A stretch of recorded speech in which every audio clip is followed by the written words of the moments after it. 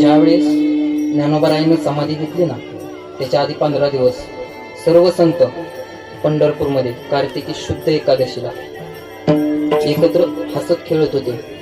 हसता खेळता ज्ञानेश्वर महाराज म्हणाले, माऊली देवा बस आता मला थांबायचे. काय विचार होते महाराजांचे.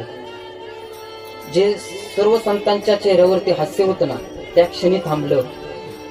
विचार करू लागले. माऊलींच्या मनामध्ये विचार कसा आला, अरे वयाच्या 16व्या वर्षी ज्ञानेश्वरी लिहिली आणि 22व्या वर्षी समाधी घेतली. ज्ञानोबा